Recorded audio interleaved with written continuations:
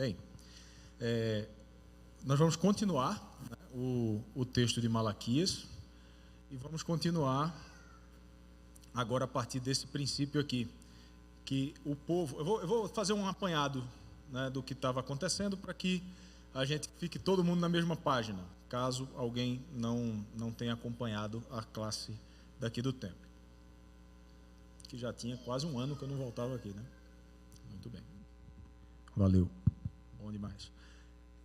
Interpretação bíblica. Martinho Lutero, conversando ali com Erasmo de Roterdã por cartas, né, naquele livro maravilhoso que ele tem chamado A Escravidão da Vontade, que a gente tem aqui em português como Nascido Escravo. Você tem duas versões dele, você consegue uma versão mais completa, né, que é a versão integral, e tem a versão resumida, que também compra aí o Osélio tem, você pode comprar em qualquer livraria cristã boa. Ele diz o seguinte, falando para Erasmo, né? Você criou uma nova maneira de perder de vista o significado óbvio de um texto. Você insiste que os textos que se manifestam claramente contrários à sua ideia devem ter alguma explicação, que traz à tona o seu verdadeiro sentido. E nós devemos insistir que tal explicação só se torna necessária quando é absurdo manter o sentido literal de alguma passagem bíblica. Em todos os demais casos, devemos aceitar o sentido simples e natural das palavras, guiados pelas regras de gramática e de hábitos de linguagem que Deus criou entre os homens. Se agirmos de outro modo, nada mais restará sobre o que possamos ter qualquer certeza. Não basta afirmar que uma explicação deve ser necessária. Em cada caso, compete-nos indagar se existe a necessidade ou se deve haver uma explicação. Se não puder ser provado que isso se faz necessário, nada se terá conseguido. A palavra de Deus deve ser interpretada em seu sentido mais claro, naquele que as próprias palavras transmitem. Não nos compete reescrever as palavras do Senhor a nosso bel prazer, ou nos descobriremos explicando as palavras Deus criou os céus e a terra, para que digam, Ele os pôs em seus devidos lugares, todavia não os criou do nada. Isso aqui é o que fazem os liberais, né? Apoiar essa prática significa que qualquer pessoa no mundo poderia tornar-se um teólogo, tão logo abra a sua Bíblia. Tem até um excelente livro do R.C. Sproul que fala exatamente isso, somos todos teólogos, e é verdade.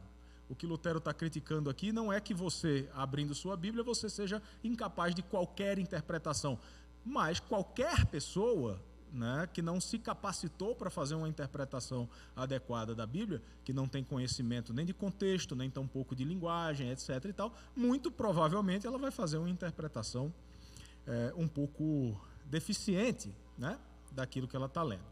Ok, vamos voltar para o contexto histórico lá de Malaquias, para a gente poder entender o que estava se passando aqui e compreender um pouco desse texto. Isso aqui é uma imagem ali da Acrópole, lá em Atenas.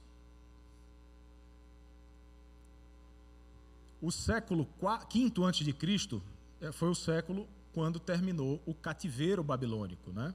E Jerusalém começou a ser reconstruída. Siddhartha Gautama, aquele Buda, ele estava já pregando ali pelo Tibete, né? Aquela região ali, ele já estava indo para a Índia para pregar a sua Dharma, né? Que é uma doutrina sobre direitos e deveres de cada um, sobre práticas, etc. e tal. Ele já estava fazendo os seus discípulos naquela época.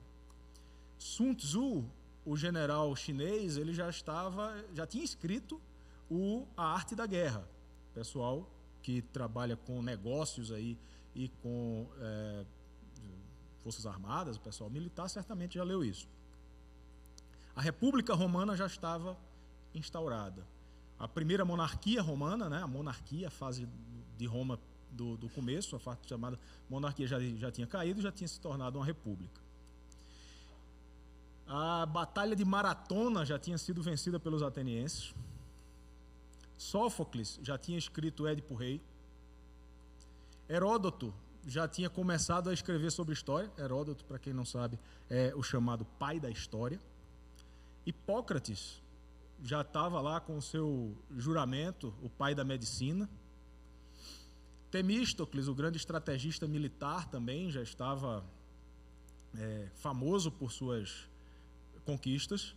Péricles, o grande gestor de obras públicas, já tinha construído, inclusive, a Acrópole, que a gente viu a foto ali.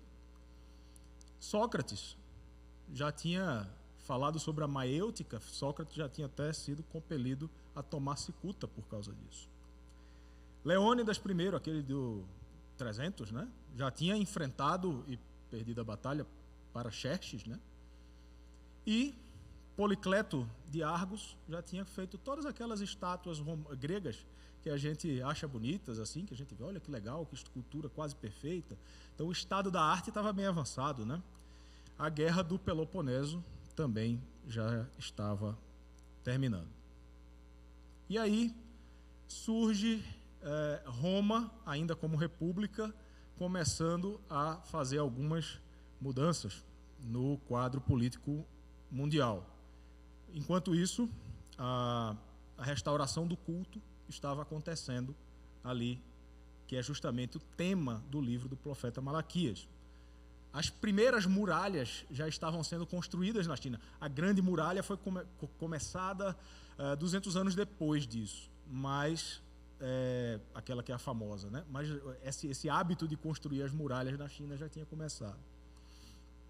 Roma vence a Guerra Latina e toma toda a Itália, e dali para frente eles passam a fazer aquilo que a gente já conhece, né? A expansão até que vira todo o mundo ocidental, vira Império Romano. Platão, aluno de Sócrates, já difunde a sua filosofia, e com ele Aristóteles. Aristóteles, que foi professor de Alexandre o Grande. E Alexandre o Grande depois conquista também toda a parte do Ocidente que se conhecia naquela época. Pronto. No contexto local, o que é que estava acontecendo? O templo estava restaurado, mas só que o templo já tinha sido reerguido há aproximadamente 100 anos e havia uma dificuldade no culto muito grande. O cinismo e o ceticismo religioso tomavam conta das pessoas. As promessas de Deus não eram levadas em consideração de verdade. As pessoas estavam vivendo uma religião aparente. Havia abusos no templo e o culto a Deus era desprezado. Vocês estudaram todo o livro de Malaquias aqui e viram isso, né? Aquela coisa, tá trazendo um animal coxo, cego para mim, leva ele para o teu governador, vê se ele aceita, né? Aquela coisa toda vocês já pegaram, né? Pessoal sonegando dízimo, oferta, né? Adoração negligente, infiel, vazia e morta. Estavam ali só em corpo, mas o espírito, a mente das pessoas não estava naquilo. Já tinha falado da sonegação e corrupção também dos sacerdotes, né? Tolerância também aos casamentos mistos. Casamento misto, para quem não souber, é o casamento entre um crente e um descrente, né? Deus fala, através inclusive do apóstolo Paulo, né? Ele vem dizer isso muito claramente, que não deve haver comunhão, porque não há, entre trevas e luz. Então, essas coisas não deveriam acontecer. Crentes deveriam ter essa responsabilidade. Vamos lá, nosso texto. Malaquias 3, de 15 a 18.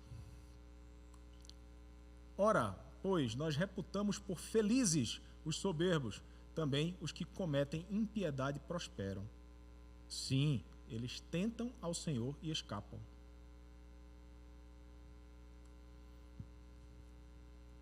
O tema complexo aqui é a prosperidade dos ímpios. Eles estão dizendo, a gente está reportando agora como felizes os soberbos. Vocês que estavam na última aula sabem. O tema problemático aqui é: a gente serve ao Senhor, como se servissem mesmo de verdade, né? Deus está dizendo na cara deles, vocês não servem nada, esse serviço de vocês é uma tragédia, né? Mas eles dizem, não, a gente está servindo, mas a gente não está vendo vantagem nenhuma em servir o Senhor. Os ímpios é que estão prosperando. A gente deve reportar como felizes são os soberbos, os orgulhosos, os presunçosos, sinônimos para ímpios, né? Ele escolhe um pecado para colocar todos eles no meio, assim, dizer que eles são os ímpios. Felizes os soberbos. Os ímpios prosperam. Os que praticam o mal parecem ter bênçãos do Senhor. E nós não temos nada. Como se eles estivessem preparando e fazendo um culto correto, como se eles estivessem de verdade servindo ao Senhor com o coração e com piedade. E aí eles questionam a Deus, dizendo assim, o que é que está acontecendo? Aquele princípio da retribuição, ele foi ignorado? Qual é o princípio da retribuição? Nas alianças que Deus fez com o seu povo, ele sempre diz que bênção é decorrente de obediência e maldição é decorrente de desobediência. Isso estava bem tranquilo na cabeça das pessoas. Só que eles estavam achando que eles também estavam sendo obedientes. Eles estavam questionando a Deus, dizendo que não eram desobedientes.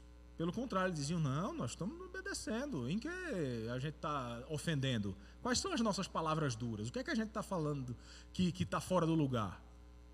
Eles achavam que tinham algum mérito ali para receber de Deus alguma bênção.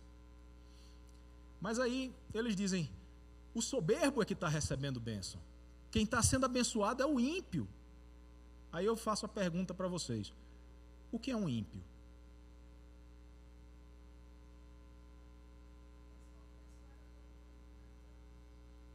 Você já está num nível teológico mais avançado. No contexto, o ímpio é todo mundo, exceto os crentes. Isso é a verdade. Mas, vamos lá, é porque a gente tem uma tendência de achar que ímpio é aquele cara que está no bordel, enchendo a cara de cachaça e se prostituindo e fazendo as coisas mais e sai para roubar e fumar crack e fazer todo tipo de atrocidade. A nossa tendência é essa, né, de achar.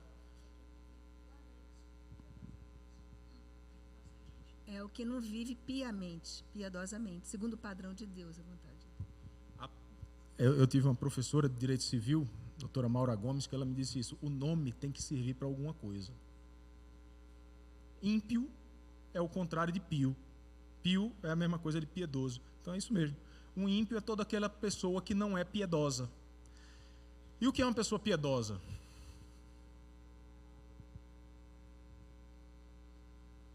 É uma pessoa que vive como?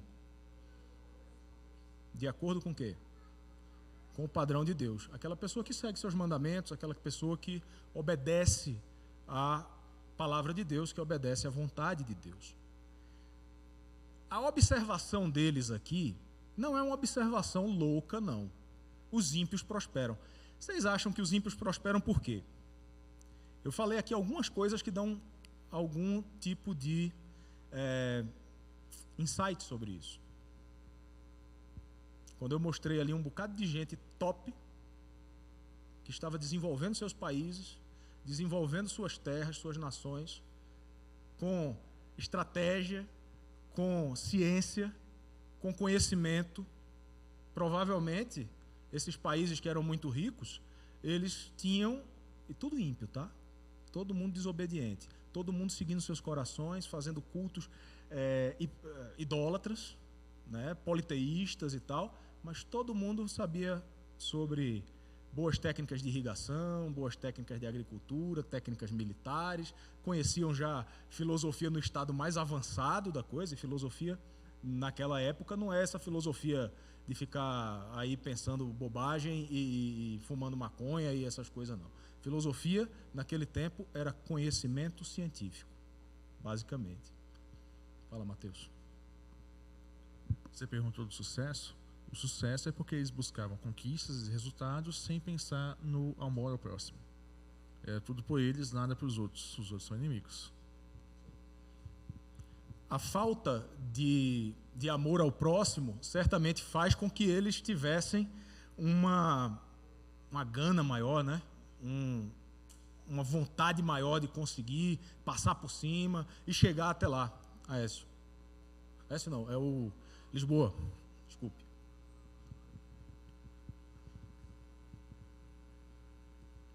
Eu penso que a prosperidade do ímpio se deve à bondade de Deus para eles. Assim como você trata bem um animal seu que não vai ter salvação, você quer muito bem, Deus quer tão bem ao ímpio quanto a nós que somos cristãos. Então, essa prosperidade do ímpio se deve ao favor de Deus. Teologicamente, o nome disso é graça comum. E a graça comum é justamente a bondade de Deus sobre toda e qualquer criatura sua. Ele derrama a chuva sobre justos e injustos, ele faz brilhar o seu sol sobre maus e bons.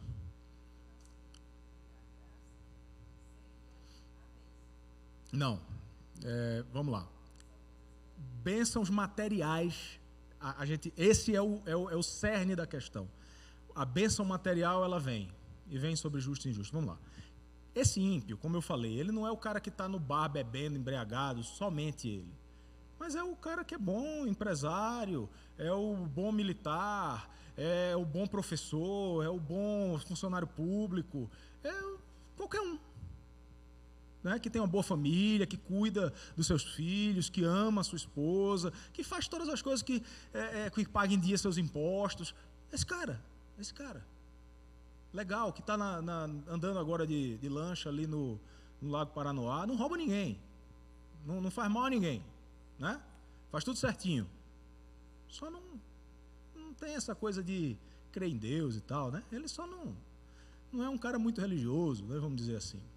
Mas prospera nos seus negócios, se aplica nos seus negócios com afinco e faz as coisas prosperarem. Como disse o Lisboa, porque Deus faz brilhar sobre ele o sol. Esse problema já tinha sido identificado por Asaf ali no Salmo 73. Olha só: pois eu invejava os arrogantes ao ver a prosperidade dos perversos.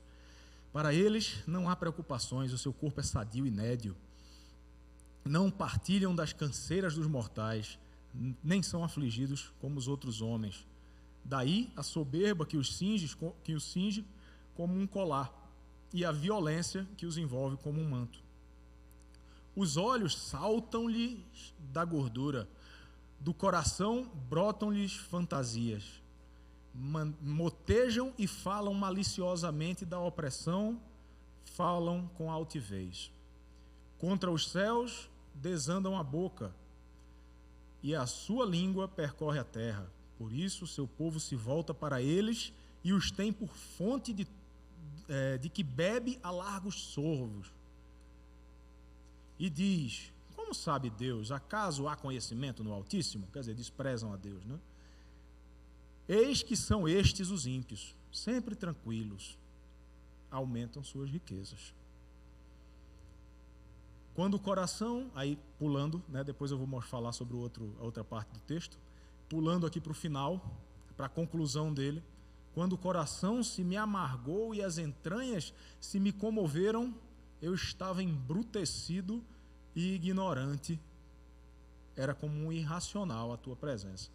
É Asaf virando para Deus e dizendo: tudo isso que eu estava cogitando a respeito dos ímpios, desculpe, Senhor, estava sendo um irracional, estava sendo um bicho, né? Bem,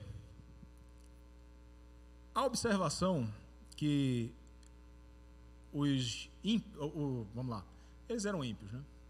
Aqueles que eram parte do povo de Israel, que estavam ali sendo exortados por Malaquias, e estavam fazendo a respeito dos ímpios de fora, era essa aqui: eles tentam ao Senhor e escapam.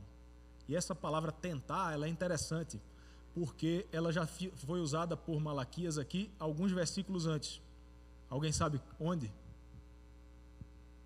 Exatamente a mesma palavra, só que uma está no imperativo, a primeira está no imperativo e a segunda está no perfeito. Exatamente o mesmo termo. Malaquias 3:10.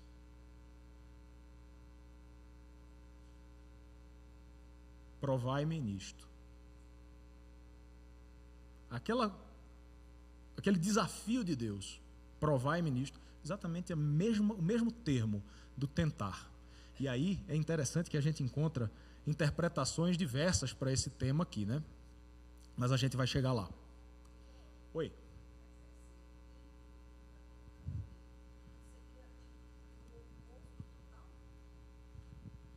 Esse ímpio que ele está falando aí, não seria aquele oposto total, no caso, tipo, hoje seria equiparado à bandidagem mesmo, por exemplo? Porque tem gente que, a gente até usa a expressão, então, se for considerar como bênção de Deus aquele que está ganhando dinheiro, então, um traficante, um bandido, um político que rouba, não seria mais para o extremo esse ímpio que ele está citando?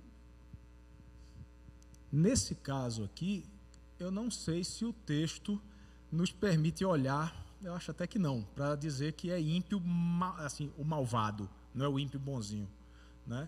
É o ímpio que busca e que consegue riquezas através de crime, né? Acho que engloba também, mas só que não é aqui, né? Porque todo ímpio né? É ímpio. Então, a diferença que você acabou de levantar é alguém que faz as coisas dentro da lei e alguém que faz as coisas fora da lei. Mas nenhum deles está fazendo e agradando a Deus. Nenhum deles vai fazer para glorificar o Senhor. Então, a condição de impiedade é a mesma. Só é a diferença que um vai para a cadeia e o outro não vai. Não. Isso. Tem alguns textos que vão mostrar que existem ímpios que fazem isso, que eles esnobam a Deus, que eles fazem aquilo que o salmista viu ali, que Asaf falou. Como é o termo que ele usa lá? Há conhecimento no Senhor? O Senhor sabe de alguma coisa? Não tem nada, o Senhor não sabe de nada, né? Então, esse tipo de tratamento, né, que existe também, a gente tem que voltar para o nosso tempo aqui e pensar no seguinte: o ateu funcional, já ouviu falar nisso? O ateu funcional é aquele sujeito assim, que ele sabe que existe Deus, mas ele vive como se não existisse, né? Diz, é aquele desobediente, que é assim, você tem uma ordem, por exemplo, o pastor André acabou de falar sobre isso, você tem uma ordem, amai-vos uns aos outros, ponto. Ordem. Outra coisa, Jesus nunca foi um cara que deu conselhos, né? Ele não deu um conselho a ninguém. Ele diz assim: eu vim aqui para dar testemunho da verdade, eu não vim aqui para dar conselho. Então é a verdade. Sendo a verdade, se você não pratica aquilo que ele falou, se você não é da verdade, você não ouve a palavra dele. Então, você não pratica o que ele falou, é porque você não é da verdade. E se você não é da verdade, né, você é da mentira. Logo, Jesus não faz isso. E os apóstolos também não fazem isso, né? Olha, deixa eu lhe dar um conselho. Você tem vários caminhos para escolher, mas eu sugiro que vá por aqui. Não é assim. Faça isso. É ordem. E ordem precisa ser cumprida. Então, a diferença é essa, que essas pessoas não tinham a mesma percepção do que estavam fazendo, porque a atitude deles, como você falou, é uma atitude de incredulidade deliberada. Existe na cabeça de quem tem uma atitude de incredulidade deliberada, essa de dizer assim: ok, Deus mandou, mas eu vou fazer do meu jeito. Ok, Deus mandou eu amar minha mulher, mas deixa eu fazer de outra forma. Ok, Deus mandou eu, sei lá, servir ao meu próximo de forma sacrificial. Também não preciso desse negócio, não. Deus me convoca para vir ao culto. Não, é melhor eu fazer outra coisa. Então, há coisas que a gente pode observar as pessoas tendo essa atitude deliberada de incredulidade, porque percebe de forma errada a realidade. Percebe como se Deus estivesse me dando conselhos para que eu tenha uma vida mais legal. E não é isso. Ele quer ser servido de forma adequada. E qual é a forma adequada? A forma que ele requer. E como é que ele requer? É como ele revelou na sua palavra. Então, se você segue a Deus da forma que ele revelou na sua palavra, você obedece às suas ordens. A aparência da realidade, nem sempre ela é a realidade. Nem sempre ela está equivalendo com a realidade. Então, quando os ímpios... Aécio, agora sim, Aécio. Quando os ímpios, eles quando essas pessoas com quem o profeta está debatendo, elas entendem que os ímpios são prósperos e os que obedecem não são prósperos, eles estão tendo uma visão distorcida do que realmente acontece. Irmão Heitor, eu queria que o senhor explicasse melhor. Tenta o Senhor e escapam. Porque a palavra escapar, ela pode ter vários sentidos. Você pode escapar de uma cadeia, pode escapar de um ladrão, pode escapar de uma pessoa que quer fazer mal a você. Aí eu queria entender, tenta o Senhor e escapam. Escapam para onde do Senhor? Vamos chegar nisso. Eu acho que a gente tem sempre uma pressa que Deus julgue aqueles que a gente acha que não estão fazendo aquilo que é certo, né? A gente tem essa pressa, eu acho que é isso que o questionamento deles. Olha, os ímpios estão prosperando e não está acontecendo, Deus não está fazendo nada. Mas acontece que é o que a palavra de Deus fala, e como aos homens está ordenado, morrer uma só vez, vindo depois disso o juízo. Então a gente quer que Deus exerça o juízo nesta vida. A gente quer ver o ímpio se dar mal nesta vida, mas só que Deus tem o tempo dele, né? Essa que é a grande questão. Se dependesse de nós, caía fogo do céu e consumia eles agora. Mas graças a Deus, Deus tem o tempo dele. Mas o juízo vem, né? O juízo vem no tempo que Deus quiser. Bem, nós vamos chegar na pergunta do irmão Aécio. Isso que a Cláudia falou está correto. A gente tem uma pressa porque a gente vê a injustiça patente aos nossos olhos e a gente muitas vezes tem dificuldade de esperar o tempo do Senhor. Às vezes Deus quer que o cálice de iniquidade daquela pessoa transborde. Às vezes Ele está esperando somente para que aquela pessoa chegue no tempo do arrependimento e a pessoa sim se arrependa. Veja Paulo, por exemplo. Você acha que não teve alguém ali na igreja do começo que era perseguida por Paulo, que disse: manda, Senhor, o fogo do céu, consome esse fariseu miserável, leva logo para o inferno essa desgraça? Mas não era esse o plano de Deus, né? Então, às vezes, a gente realmente se precipita nesse tipo de julgamento, né? Longanimidade e graça comum, é isso que Deus trata com as pessoas. A humanidade tem sido, nesses 6.000 anos, 7.000 anos, alguma coisa assim, sendo tratada por Deus com longanimidade e com graça comum. Agora sim, vamos lá. Tentam ao Senhor. Almeida Revista e Corrigida. Tentam ao Senhor e escapam. As outras versões que eu não fui colocando aqui, foi justamente porque elas vão se repetindo, né? Almeida, século 21, eles desafiam a Deus e escapam ilesos. Nova Bíblia Viva em português. Os que desafiam o castigo de Deus nada sofrem de mal. Nova tradução na linguagem de hoje. Quando põem o Senhor à prova, eles não são castigados. É como se fosse assim, alguém que vai lá e faz propositadamente o mal para ver se vai ser castigado e não é castigado. Isso aqui, para quem tem filho, sabe como é que funciona o mecanismo. Tem hora que o seu filho lhe desafia, você acabou de dizer para ele, não faça isso. Ele vai lá, assim, ó, não mexa nesse negócio aqui. Aí o bicho vai lá assim, ó, só para ver se vai ser castigado. É bronca. NVI, escapam ilesos os que desafiam a Deus. Agora não é desafiar só o castigo de Deus, porque o não crer no castigo de Deus é incredulidade. Se Deus diz assim, olha, o que é que aconteceu com Eva no jardim? Qual foi a tentação de Satanás? É certo que não morrereis. Então, se é certo que não morrereis, não, meu irmão, não tem castigo não, fique tranquilo. Essa é a tentação. E é isso que esses ímpios estão vivendo. Eles vivem no tal do ateísmo prático. Aquele cara que vive como se Deus não existisse. A NVT traz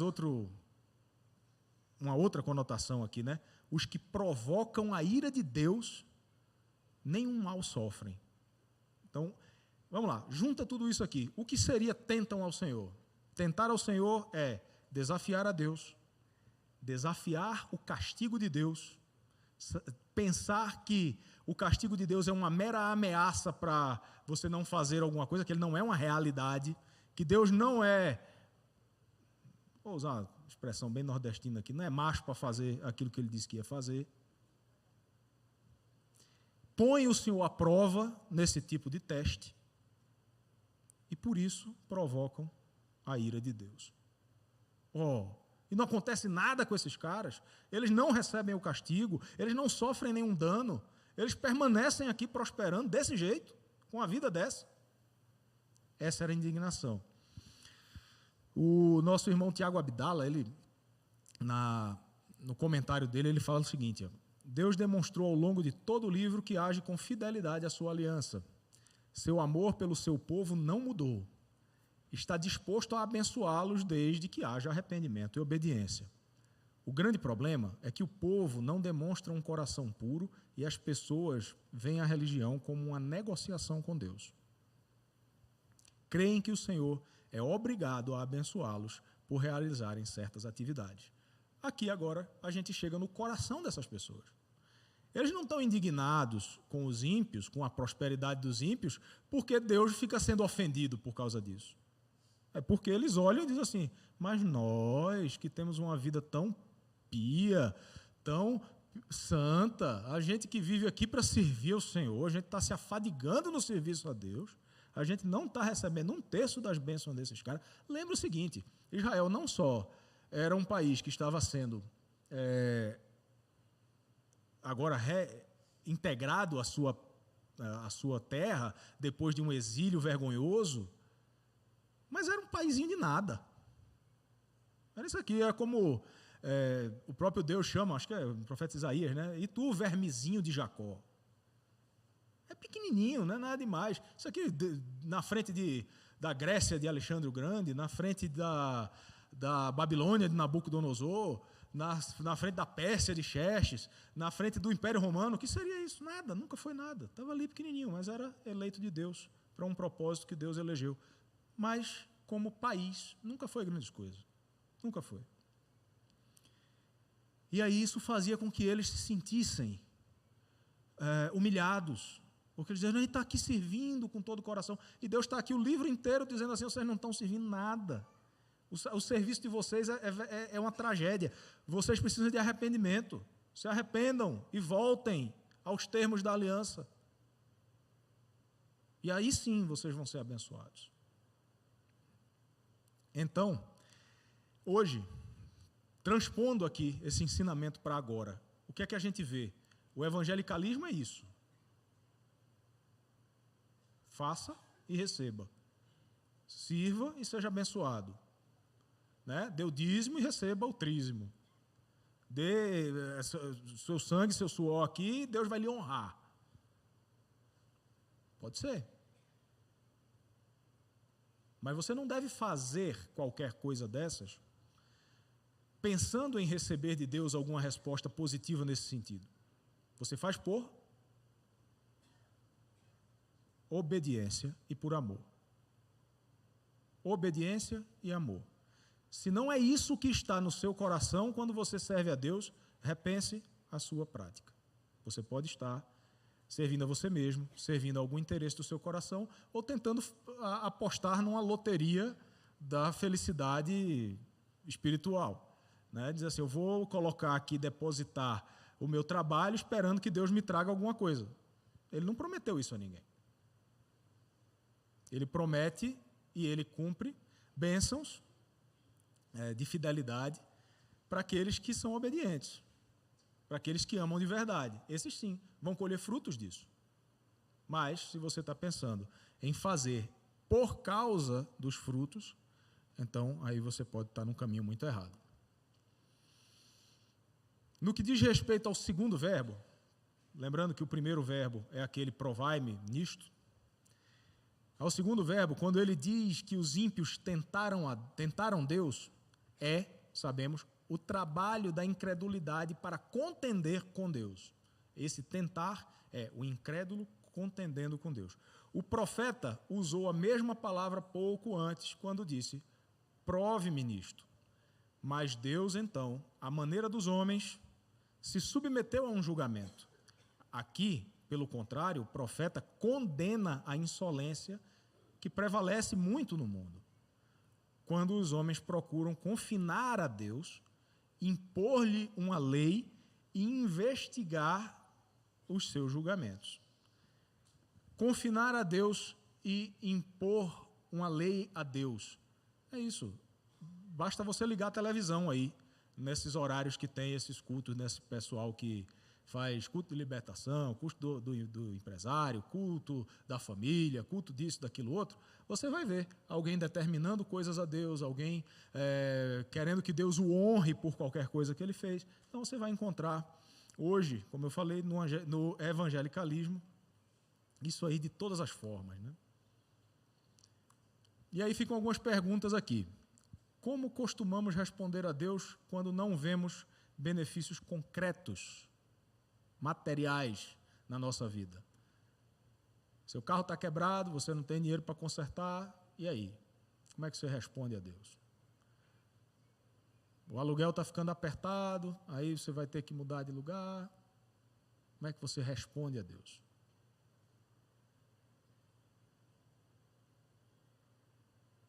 Vocês comentam tudo na classe quando é com o pastor Eduardo, né? Comigo ninguém fala nada. E eu ainda desci o púlpito para cá, viu? Né? Agora está mais bruto, né? Não, mas foi não. A dele foi mais bruta que estava falando de dízimo. Por que Deus tem repulsa por uma religiosidade que busca trocar bênção por atos de adoração? Por quê? Bem, talvez a primeira pergunta seja, Deus aceita uma religiosidade que busca trocar atos de obediência, busca trocar bênçãos por atos de adoração? Ele aceita esse tipo de adoração? Não. Se ele não aceita, ele rejeita. Por que ele rejeita?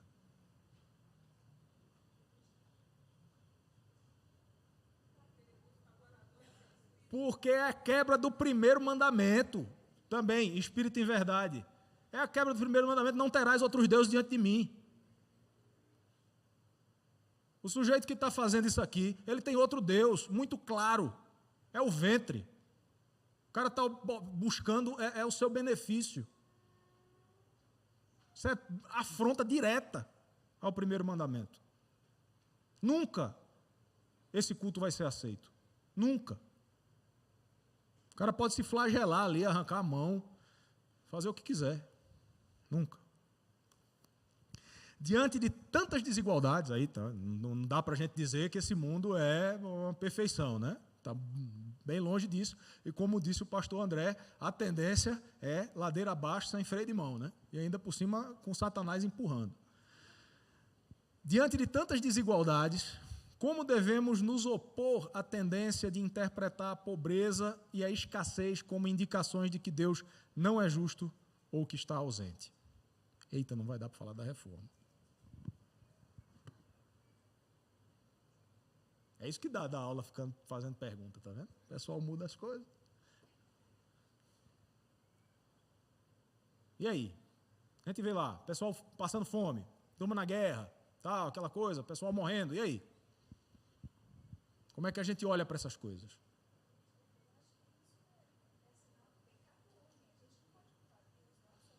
Sinal do pecado do homem. Nós não culpamos a Deus, porque quem é o culpado disso é o próprio homem.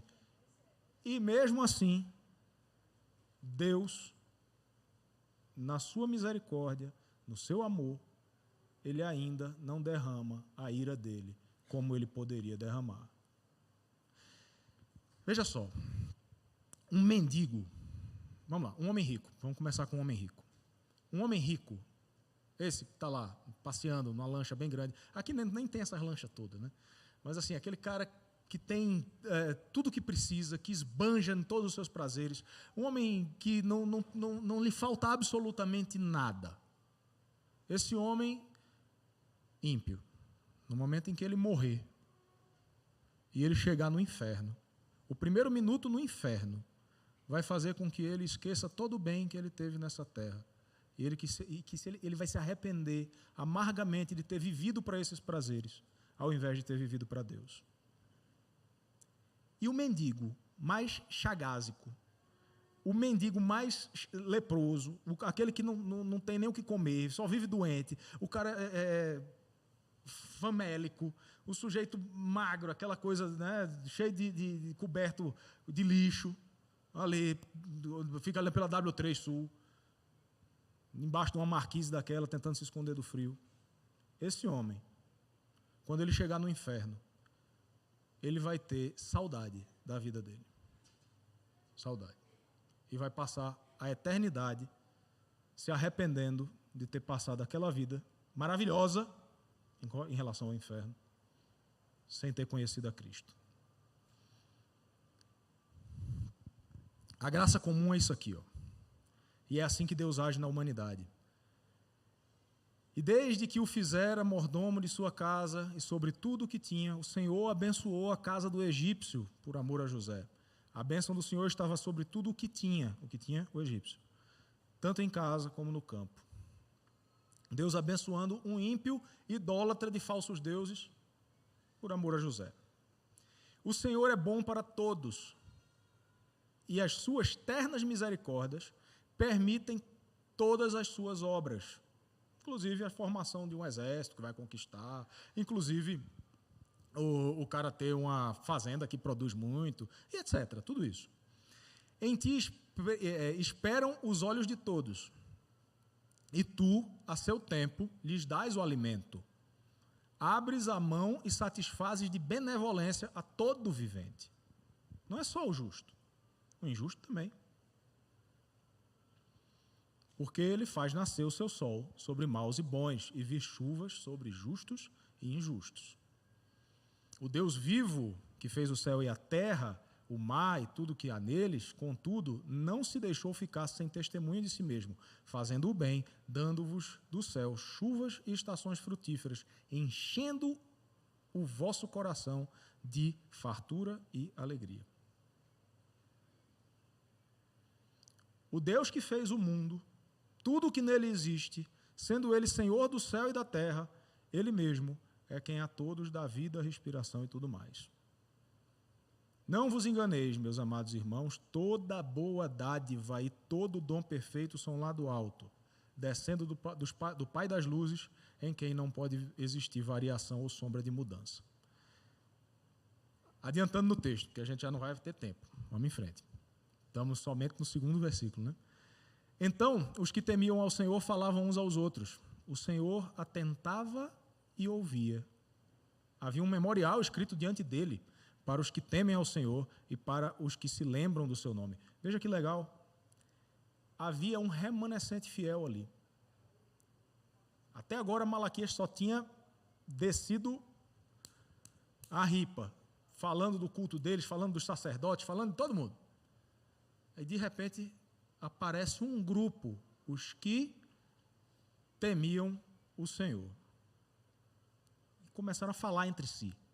O que é que eles estavam falando? Não sei, a Bíblia não fala, né? Mas eles podiam estar falando coisas do tipo, rapaz, a gente precisa começar a mudar de vida.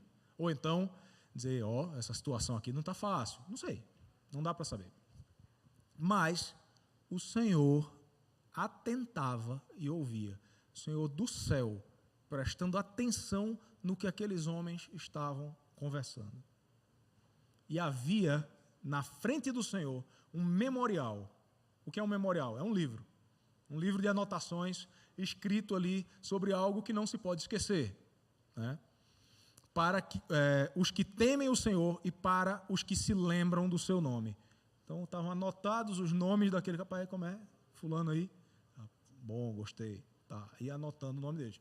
Evidentemente, uma forma alegórica de falar, mas para que Deus não se esquecesse desses homens, se é que fosse possível que ele se esquecesse.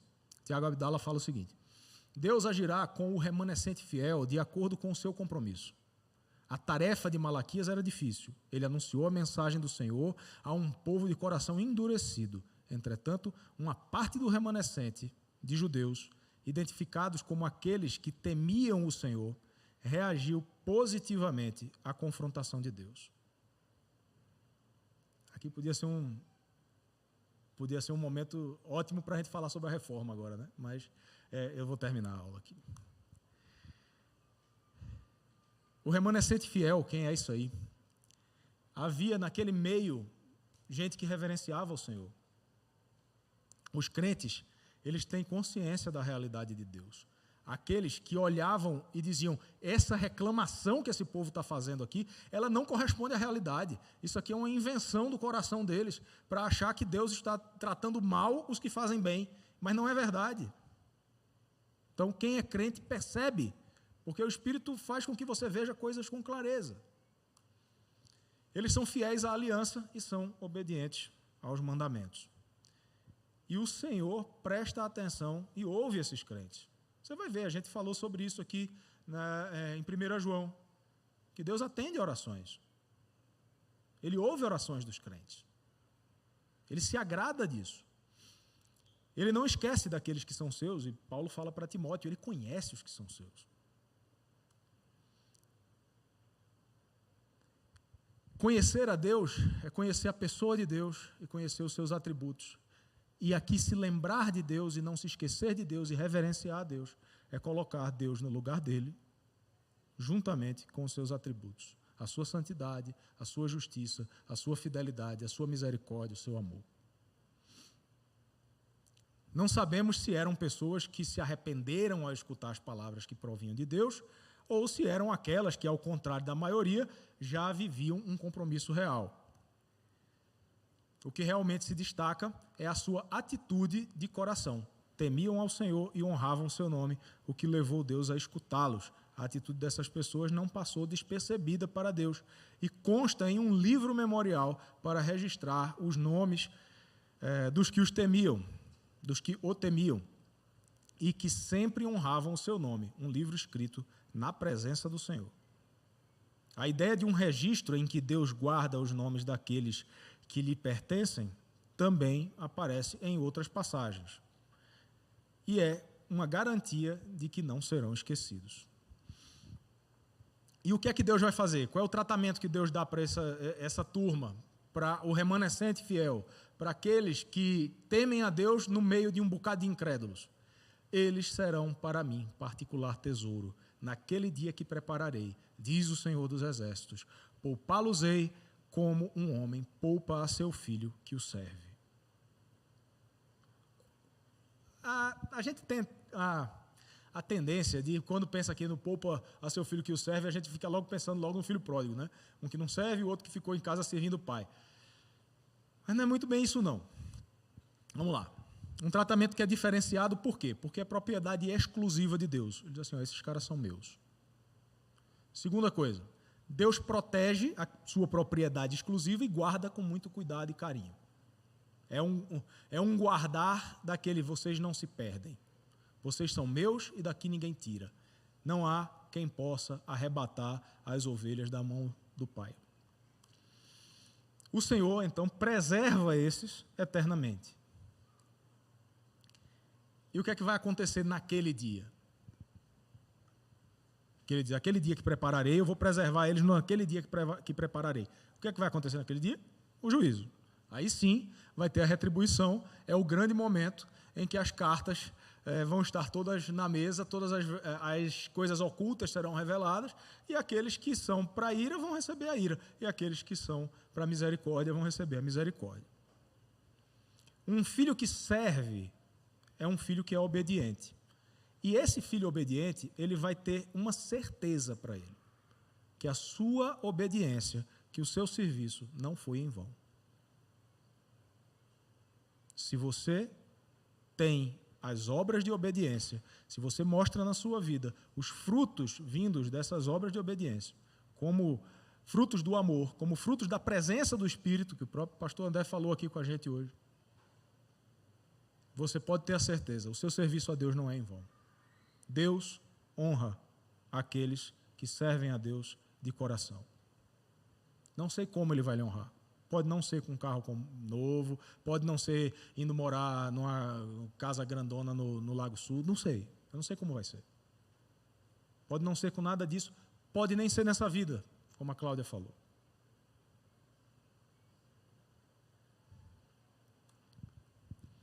Pelo contrário, será um tesouro especial do Senhor para o dia em que Ele virá julgar os ímpios e purificar a nação de Israel.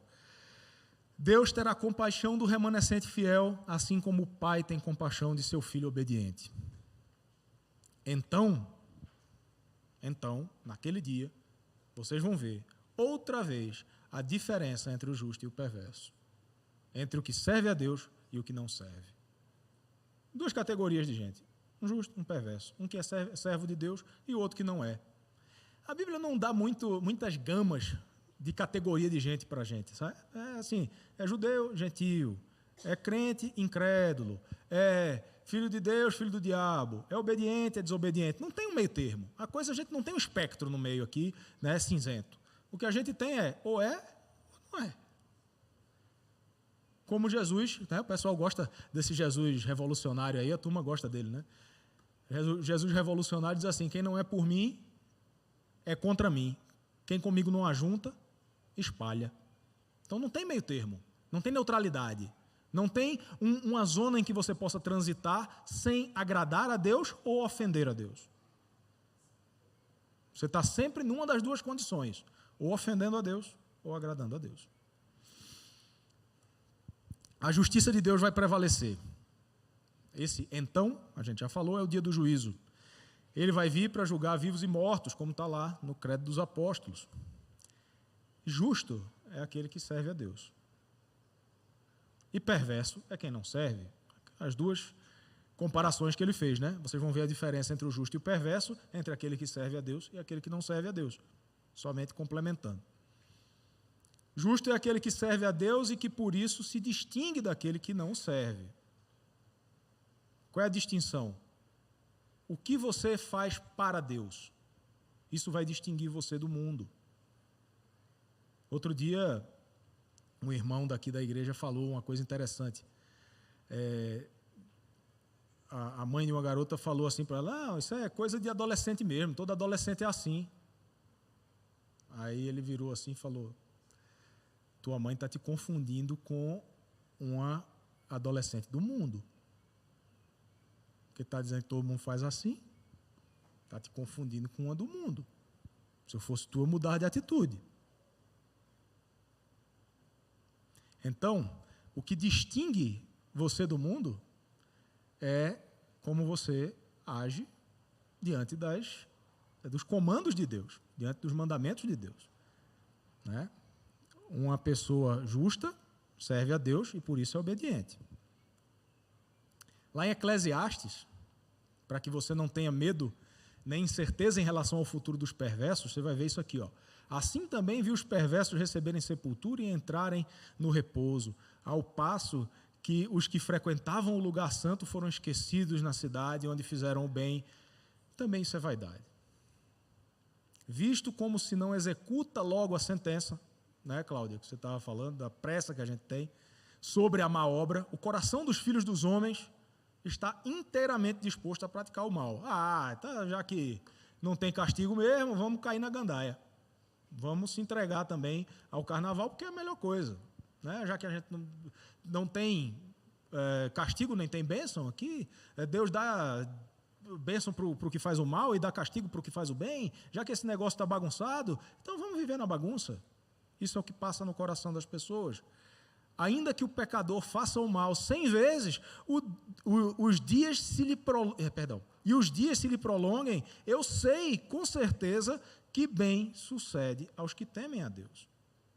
Salomão aqui olhando e dizendo: ainda que prospere o ímpio, que ele viva uma vida longa, que ele só tenha coisa boa na vida dele, eu sei qual é o bem que esperam aqueles que temem a Deus.